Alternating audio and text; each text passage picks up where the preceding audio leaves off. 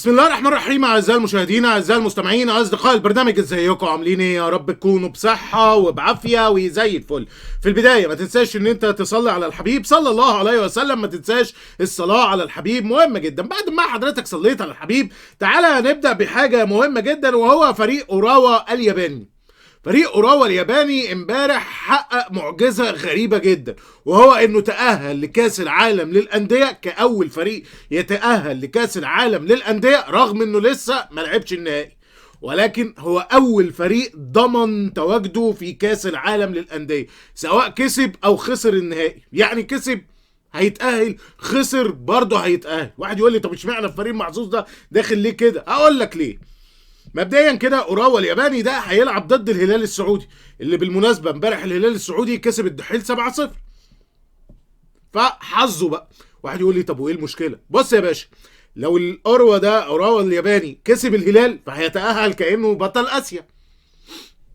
طب ولو خسر فهيتأهل كأنه وصيف آسيا. ليه؟ لأن هيبقى ساعتها الهلال هو بطل آسيا، وبنفس الوقت هيبقى المنظم، وبالتالي أوراوا الياباني هيخش البطولة. وبالتالي ففريق أوراوا ضمن تواجده في كأس العالم للأندية، سواء كسب بطولة آسيا أو لم يكسبها. فدي أول حاجة حبيت أقولها لسعادتك. امبارح الجيش الملكي المغربي بيكسب فيوتشر 2-0 في مباراة كلها ضحك. يعني الاهداف اللي دخلت في فريق الفيوتشر كلها ضحك. يعني واحده الاخ جنش يعني بيتعامل معاها يعني بتاع، والتانيه بتخبط في لعيب وتخش جون. فحاجه بصراحه كانت صعبه جدا. ففيوتشر بيخسر من الجيش الملكي. الاخ كالتيرون امبارح فسخ التعاقد بتاعه في السعوديه، وبدأ بقى ايه اسمه يرتبط بنادي الزمالك. انت عارف بقى هو ايه بيقضيها صيف والشتاء، يقعد هنا الصيف ويروح الشتاء هناك. فالفترة الجاية غالبا شكل كالتيرون كده هيرجع تاني لنادي الزمالك، والاخ فيريرا يمشي، وبعد كده كالتيرون الدنيا تبوظ، فنجيب الاخ فيريرا مرة تانية، يكون كالتيرون خلص العقد بتاعه في السعودية، يفسخ التعاقد، يجي الزمالك، وهكذا، ونفضل بقى على كده. فدي حاجة لازم تكون عارفها. طيب، من ضمن الحاجات اللي انت لازم، تصريح كده مهم جدا اتقال امبارح من السيد مهيب عبد الهادي. مهيب عبد الهادي قال لك الاهلي والزمالك يجب ان يحاسبا. طب ليه يا جدع يجب ان يحاسبا؟ قال لك والله على ما يحدث في الكوره في مصر. انقد بين الكوره المصريه التي ليس لها تواجد الان في الساحه الافريقيه بعد تدني مستوى المنافسه في كل الاعمار. يجب ان يكون هناك وقفه يتبعها التزامات من جميع الاطراف، وكيفيه اداره الكوره اللي ماشيه بالبركه. وطبعا التصريح اللي انت شايفه ده يتحط عليه 700 ألف علامة استفهام. واحد، هو الأهلي أو الزمالك هم اللي بيديروا الكورة؟ واحد يقول لي لا. طب ازاي هم ما بيديروش الكورة وفي نفس الوقت الأخ مهيب بيحملهم الإخفاقات دي؟ اتنين، هم الأهلي والزمالك هم اللي بيديروا المسابقة؟ يعني هم اللي عاملين المسابقة بشكلها بحاجاتها يمشيها؟ يعني ايه؟ انا مش فاهم التصريح بجد. هو تصريح غريب جدا وعجيب جدا. تصريح غريب وعجيب. طيب، امبارح سموحة برضو كسب فريق حرس الحدود. كسب فريق حرس الحدود بنتيجة 3-0. ولكن الملفت والمثير في الموضوع ان الاخ حسام حسن هو اللي عمل كل حاجة في المباراة امبارح، بمعنى انه احرز هدفين وعمل اسيست لبنجامين بواتينج في الجون التاني، وبالتالي الراجل جاب جونين وعمل اسيست. حسام حسن من ساعة لما طلع من النادي الاهلي اعارة لفريق سموحة لعب يا باشا 10 ماتشات.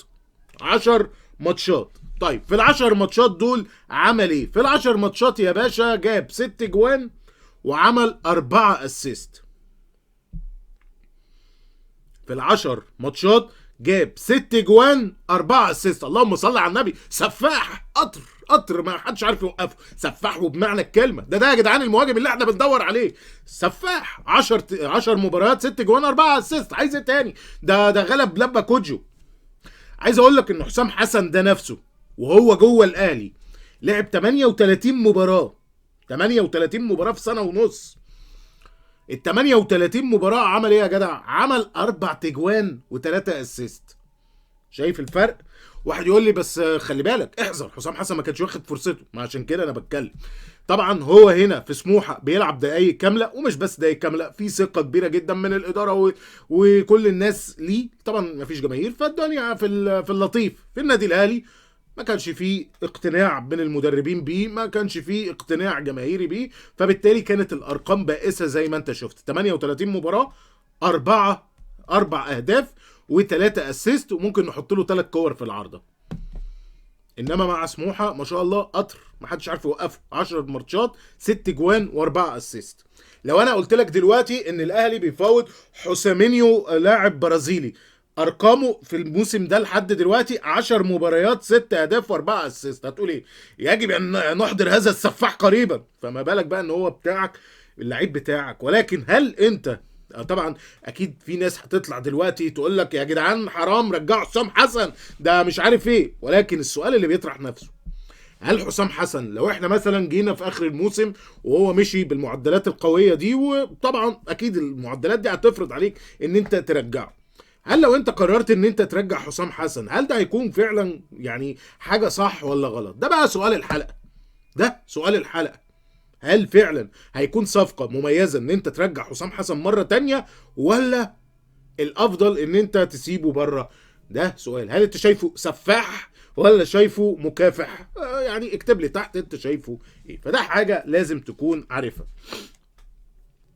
مدرب القطن الكاميروني قال لك سنخوض مواجهه صعبه ضد الاهلي، افضل فريق في افريقيا. الناس افتكرت ان هي في بطوله افريقيا وهم جايين يلعبوا الاهلي. يا باشا طب ما انت عمال حصاله من اول البتاع، افتكرت دلوقتي ان انت قال لك بقى سنخوض مباراه وسنعيد اللي مش عارف ايه، واحنا جايين عشان نعمل نتائج ايجابيه ومفيش مستحيل وممكن ان احنا نتاهل. يعني انت افتكرت فرصه التاهل دلوقتي؟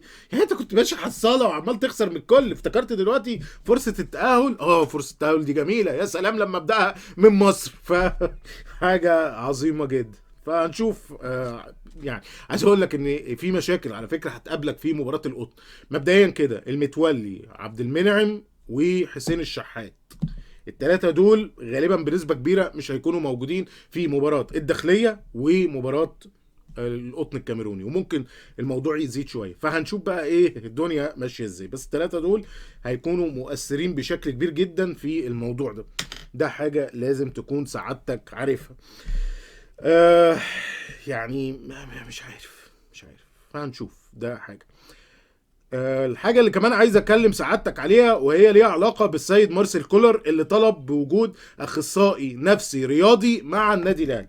واحد يقول لي يعني ايه اخصائي نفسي رياضي؟ يعني دكتور نفسي يكون موجود، بس يكون متخصص في الجوانب الرياضية اكتر، يكون موجود مع فريق النادي الاهلي، لان هو شايف ان يعني ايه الدنيا مش مظبوطة نفسيا مع بعض اللعيبة، فهو عايز يكون في دكتور نفسي رياضي يعني ايه متخصص ومتفرغ، يكون موجود مع الفريق بحيث ان انت ايه يتعامل مع الموضوع ده. على فكره كان مانويل جوزيه كان عامل حاجه زي كده، كانت موجوده. كان في دكتور كان موجود بس مش فاكر اسمه ايه، كان موجود مع النادي الاهلي، كان بيبقى موجود في الماتشات الكبيره والحاجات دي كلها، كان وفرق بشكل كبير جدا مع لعيبه النادي الاهلي في الفتره دي. ولو تفتكر انت في الوقت ده كنت غول بمعنى الكلمه، بتكسب كل حاجه وعامل شغل قوي جدا ومنيم افريقيا من المغرب. لا منيمه حرفيا من المغرب.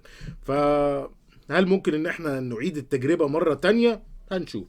الميريا امبارح عمل مفاجأة وكسب برشلونة 1-0 في الدوري الاسباني، وده شيء ولو تعلمون عظيم. يعني الميريا غالبا متزايل الدوري، الدنيا مش احسن حاجة، هوبا يا جدع امبارح بيكسب برشلونة 1-0. شكرا. فحاجة عظيمة طبعا بالنسبة لريال مدريد. ده حاجة. طيب بالنسبة للاخ برونو سافيو، هو فين برونو سافيو؟ الفترة اللي فاتت كان عنده حاجات كتير. طبعا استبعد من كاس العالم للانديه وقال لك والله معلش يا جدع اصله مصاب، ثم بعد ذلك بدا ان هو لقيناه بيتدرب عادي. هو قبل كاس العالم كان مصاب، بعد كده جه كاس العالم تم استبعاده، قال لك والله اصله غير لائق ولسه راجع من الاصابه، فاحنا بنجهزه لما بعد كاس العالم للانديه. هوبا يا جدع كاس العالم للانديه خلص، ففين يا جدعان برونو سافيو؟ قال لك والله اصل اللاعب عنده اصابه، الاصابه تطورت ومش عارف ايه، رشحه في الركبه، والراجل من ساعتها حتى الان مش موجود ومش باين، لا موجود ولا باين. وطبعا بقى التكهنات والكلام الكتير شغال. يعني في اللي يقول لك والله اصل سافيو بيقضيها، في يقول لك اصل عنده مشاكل مع كولر، في كلام كتير كتير كتير. طيب هل احنا ممكن في الفتره الجايه نشوف الاخ برونو سافيو؟ والله المفروض الكلام اللي طالع من النادي الاهلي انه كان مصاب وخلاص خف. فانت المفروض الفتره الجايه تبدا تشوفه، خصوصا ان مفيش ما يمنع ذلك. عايز اقول لك حاجه يمكن تكون معلومه ليك، ان المشكله مش اصابات برونو سافيو، المشكله ان سافيو دخل فيه تقدر تقول جدال مع كولر، عشان نوصفها صح، جدال مع كولر، بمعنى ان هو طلب ان هو يلعب في اماكن معينه، بمعنى ان مثلا الاماكن اللي هو لا يجيد فيها مش عايز العبها. يعني مثلا انا كولر عايزك تلعب جناح شمال، لا والله انا ما بعرفش العب جناح شمال، انا يلعب جناح يمين، يا كل سنه وانت طيب، يا تلعبني جناح يمين وصانع العاب، يا اما كل سنه وانت طيب انا مش عايز انزل. فهو الحته هنا، هل بقى ممكن تعدي المواضيع دي والكلام ده كله؟ اعتقد ان الفتره الجايه يعني هيبقى فيه، يعني بسبب ضغطة المباريات الكبيرة جدا دي، ان انت هتبدأ تدور في دفاترك القديمة حتى لو انت مش حاببها. يعني حتى لو كولر مش حابب سافيو وشايف ان هو مش مفيد او الكلام ده كله، اعتقد ان الظروف هتفرض عليه عودة سافيو غصب عنه. سواء سافيو او اي لاعب حتى هو مش مقتنع بيه، غصب عنه لازم هيلعبه. خصوصا ان زي ما بقول لك انت عندك مباريات كتيره جدا، وانت بدات اللعيبه بتقع منك. يعني ادي ثلاثه مثلا وقعوا عندك في المباراه الجايه، الشحات ومحمد عبد المنعم والمتولي، فاتنين في خط الدفاع، فانت محتاج تعوضهم. شوف بقى هتعمل ايه. وعندك كمان واحد قدام، وده كان الورقه الرابحه بتاعتك، ده بقى ده ضربه قاضيه. خلي بالك بالنسبه للنادي الاهلي، يعني قول ده المكان الوحيد اللي انت فعليا ما عندكش فيه بديل كويس، ما عندكش. او في ناس بقى هتقول لي ممكن ننزل كريستو اوكي، بس هو بعيد عن الفريق. يعني ده، هي دي مشكله، ان انت في ناس اوكي ممكن تشيلك بس بعيده، بعيده على ما يخش بقى في الاجواء ويبدا، ده حوار، ده حوار. ولكن هو آن الأوان إن أنت لازم واحد زي كريستو لازم يكون موجود في الماتشات اللي جاي، واحد زي سافيو لازم يرجع بشكل كبير جدا، واحد مثلا يعني زي الدبيس، عبد الرحمن رشدان، الناس دي لازم ترجع، خالد عبد الفتاح لازم يكون ليه تواجد أكبر من كده. فهنشوف بقى إيه القصة هتمشي إزاي. وخلي بالك أنا قلتها الحلقة اللي فاتت او اللي قبلها، الحلقه اللي قبلها قلت لك كولر لو فضل بالاسلوب ده فهو هيكون بيكتب شهاده وفاته رسميا. وانا بصراحه هبقى متضايق، لان انا شايف ان هو مدرب كويس وعنده حاجه، بس العيب الخطير اللي عنده اللي هو ممكن يكون عنيد في حاجه معينه، ده ممكن يسبب ان هو زي ما بقول لك يكتب شهاده وفاته بدري بدري. فهنشوف الدنيا ماشيه ازاي. بس كده.